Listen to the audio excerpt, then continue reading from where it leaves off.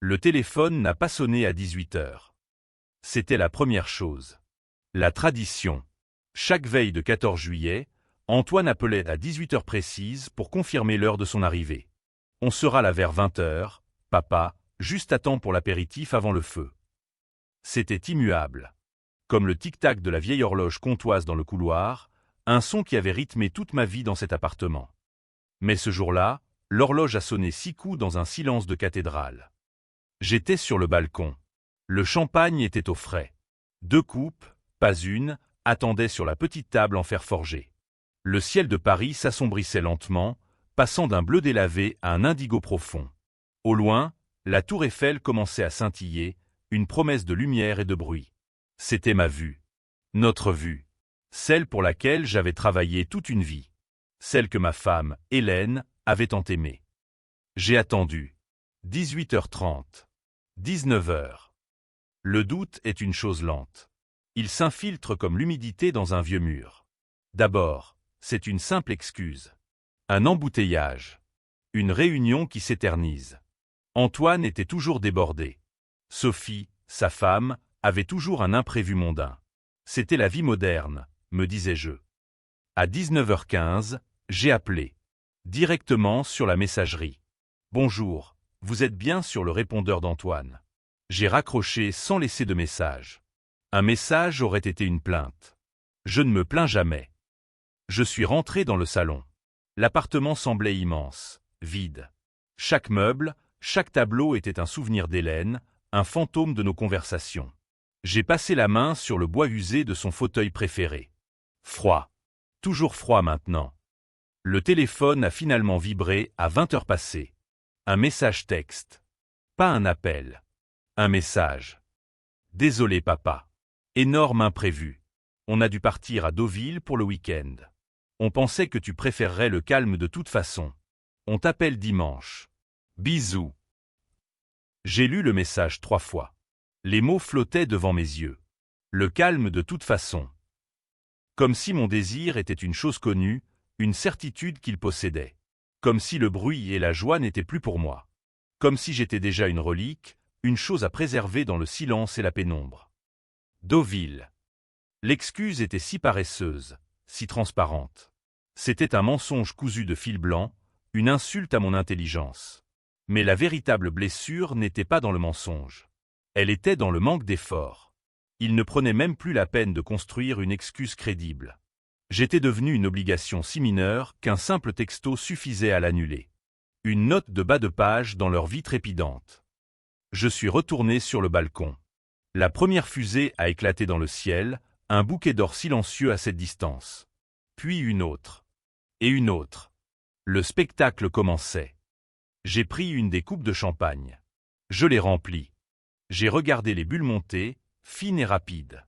J'ai porté un toast à la silhouette de fer qui se découpait dans la nuit, à la ville qui s'étendait à mes pieds, à l'homme que je voyais se refléter dans la baie vitrée.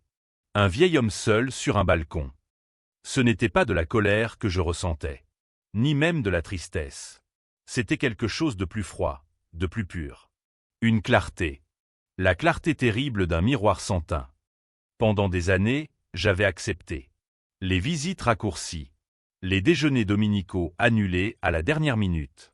Les conversations où leur regard passait par-dessus mon épaule, cherchant quelque chose de plus intéressant.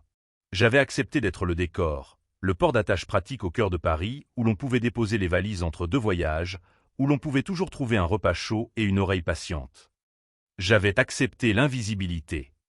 Le bouquet final a illuminé la tour Eiffel, une cascade de diamants et de saphirs. C'était magnifique.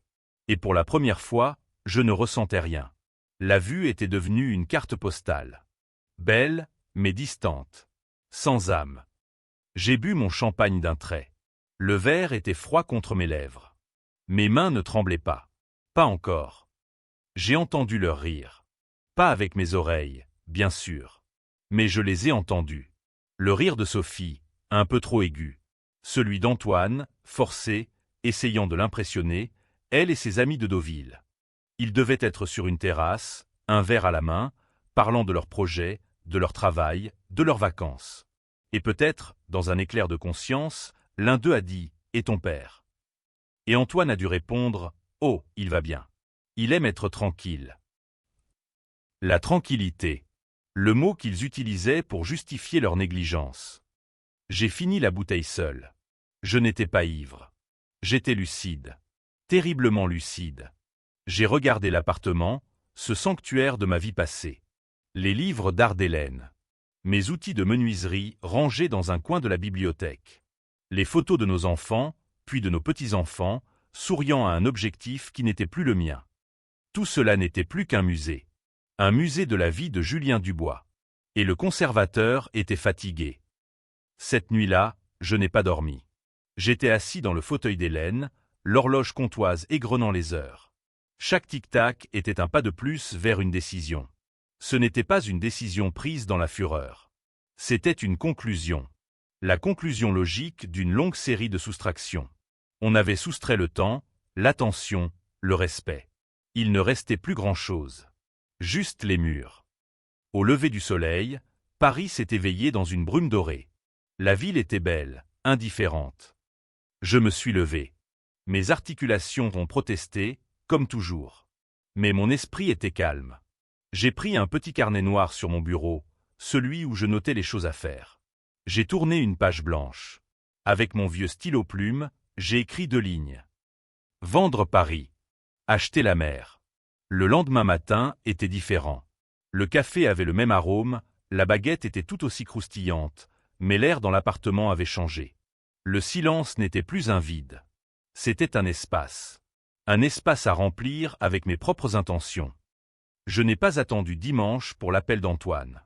Je savais qu'il viendrait, plein d'une fausse sollicitude. Je devais agir avant. Mon premier appel fut pour Maître Valois, le notaire de la famille depuis 30 ans. Sa voix était surprise. « Julian, comment vas-tu » ? « Je vais bien, Étienne. Je t'appelle pour une affaire.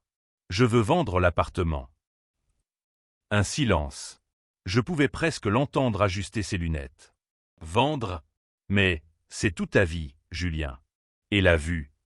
La vue ne me nourrit plus, Étienne. Je veux que tu lances la procédure. Et je veux que ce soit rapide. » Il y eut un autre silence, plus long cette fois. Il comprenait qu'il ne s'agissait pas d'un caprice. « Très bien. Je m'en occupe. Mais Antoine est au courant ? » Antoine sera informé en temps voulu. C'est ma propriété. Hélène et moi avons travaillé pour elle. Elle est à moi. Ma voix était ferme. Je ne la reconnaissais presque pas. Le deuxième appel fut pour une agence immobilière de prestige. Une femme à la voix vive et efficace m'a répondu. J'ai décrit le bien. L'étage élevé. Le balcon filant. La vue. Le mot « vue » a provoqué une petite exclamation de sa part. Elle m'a promis une visite pour le lendemain. Puis j'ai commencé à trier. Pas les meubles. Pas encore. J'ai commencé par les choses invisibles. J'ai ouvert mon bureau et j'ai sorti tous les documents. Les procurations que j'avais signées pour Antoine au cas où, les accès à mes comptes bancaires pour simplifier la gestion. Simplifier. Encore un de leurs mots. Un mot qui signifiait en réalité contrôler. J'ai passé la matinée à la banque. Le jeune homme derrière le guichet était perplexe. « Vous voulez révoquer la procuration de monsieur votre fils ? Mais c'est souvent très utile. » Je n'en ai plus l'utilité. Il a haussé les épaules et a tapoté sur son clavier. Un papier a craché de l'imprimante. J'ai signé. Un trait de plume. Un lien de moins. C'était simple, finalement. L'après-midi, je me suis attaqué aux photos. Il y en avait partout. Sur la cheminée, la bibliothèque, les murs du couloir. Des sourires figés. Des vacances en famille où j'avais senti le poids de ma lenteur. Des anniversaires où mon cadeau, toujours un livre ou un bel outil, était accueilli avec une politesse distraite. Je ne les ai pas jetés. Je les ai décrochés une par une. Je les ai empilés, face contre table, sur la grande table de la salle à manger. Le mur a révélé des rectangles plus clairs, des fantômes de cadres. L'appartement respirait déjà différemment. Il devenait neutre. Il redevenait mien. Le téléphone a sonné en fin de journée. Antoine. J'ai regardé l'écran. J'ai laissé sonner. La sonnerie s'est arrêtée. Un message vocal. Je ne l'ai pas écouté. Je l'ai effacé. Pas répondu. Supprimé. C'était un nouvel apprentissage. Le pouvoir du silence. Mon silence. Pas celui qu'il m'imposait, mais celui que je choisissais. Le soir, je suis allé au petit bistrot du coin, chez Marcel. J'y avais mes habitudes. Marcel, le patron, m'a servi mon verre de Bordeaux sans que j'aie à le demander. Luc, mon vieil ami, était assis à sa table habituelle, devant un jeu d'échecs. « Tu as une drôle de mine, Julien », m'a-t-il dit sans lever les yeux de l'échiquier. Je respire, c'est tout. Il a avancé un pion. Parfois, c'est tout ce qui compte. Nous n'avons plus parlé de ça. Nous avons parlé de politique, du temps, de la dernière partie de pétanque. Mais je sentais son regard sur moi. Un regard qui ne jugeait pas. Un regard qui voyait. C'était plus que ce que j'avais reçu de ma propre famille depuis des années. En rentrant, j'ai ouvert mon ordinateur. J'ai tapé « phare à vendre Bretagne ». C'était une vieille idée folle, une de ces plaisanteries que l'on fait avec sa femme en rêvant à la retraite. Un jour, on quittera tout ça, et on ira écouter le vent. Hélène riait. Mais moi, j'y pensais parfois. Il y en avait un. Près de la pointe du raz isolé.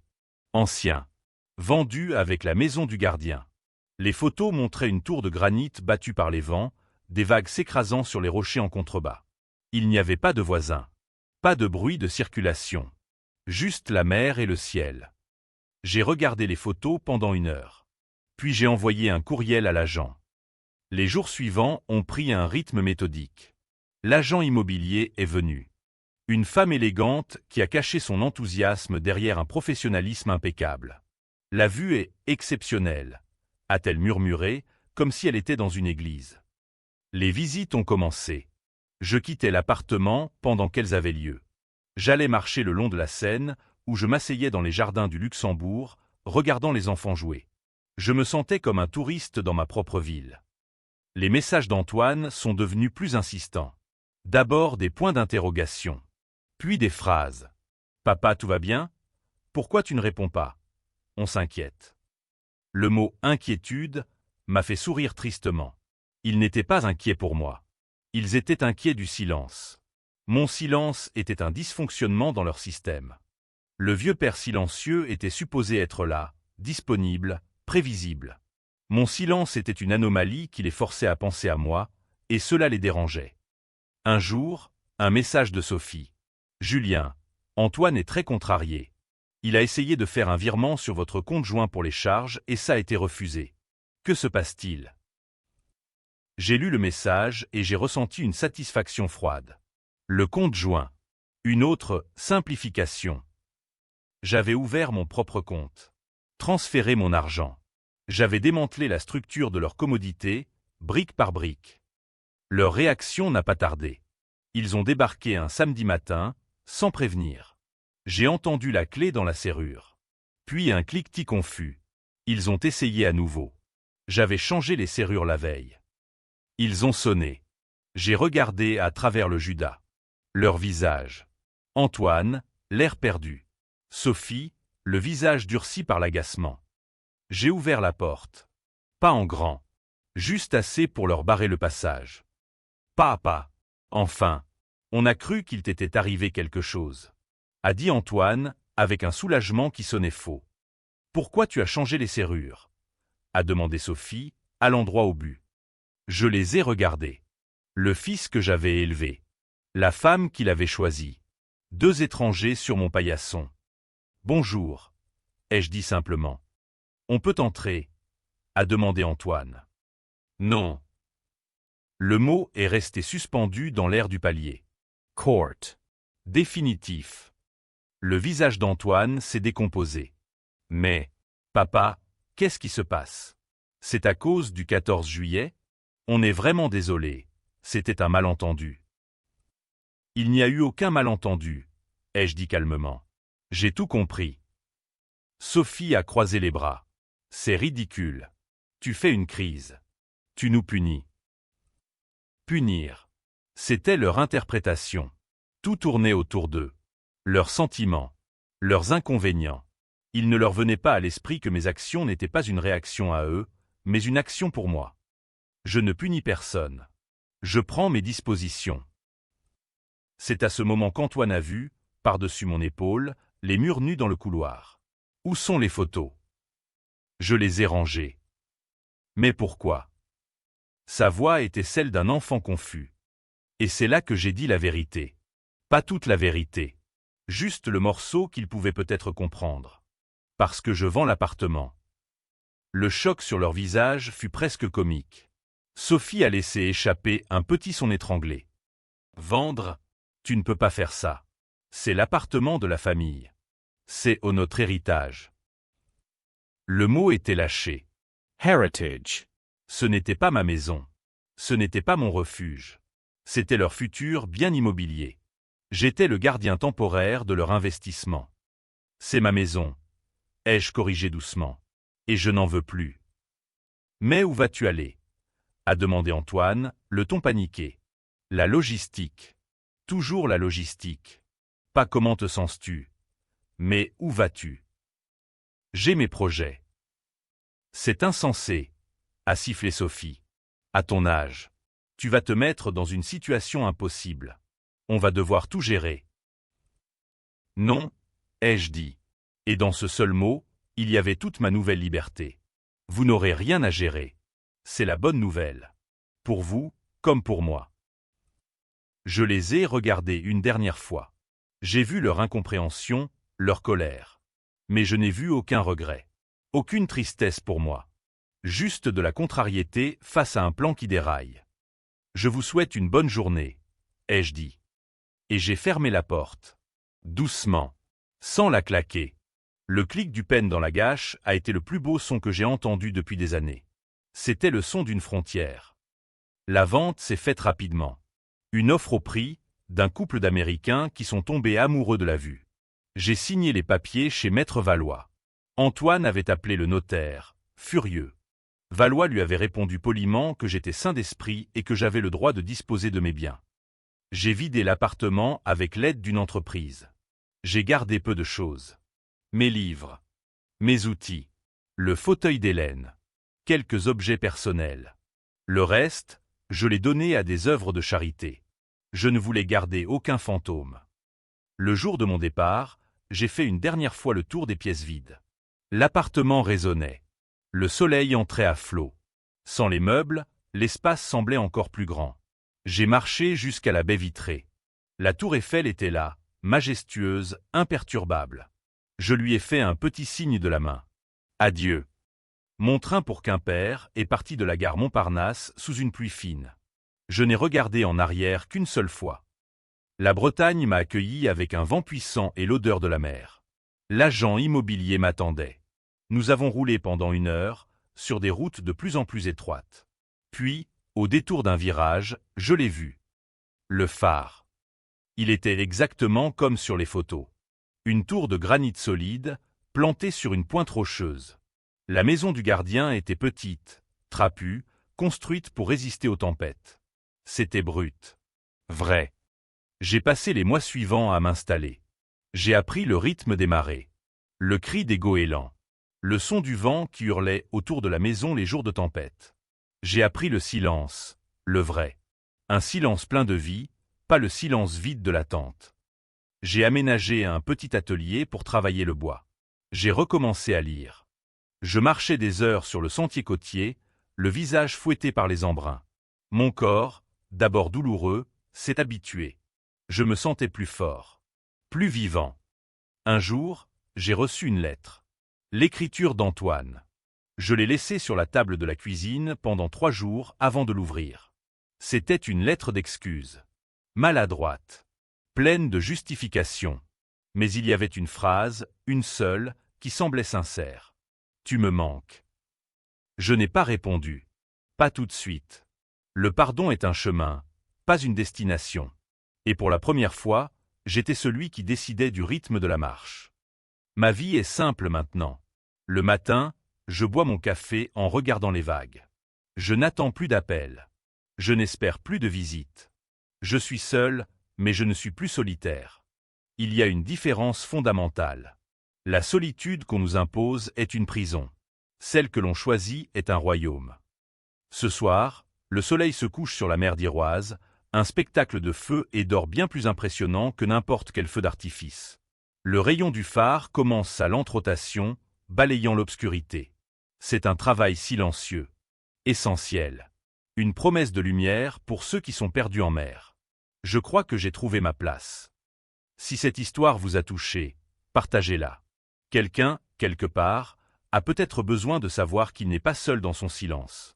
Et que même dans la plus profonde des nuits, il est toujours possible de trouver un phare et de reconstruire sa propre lumière.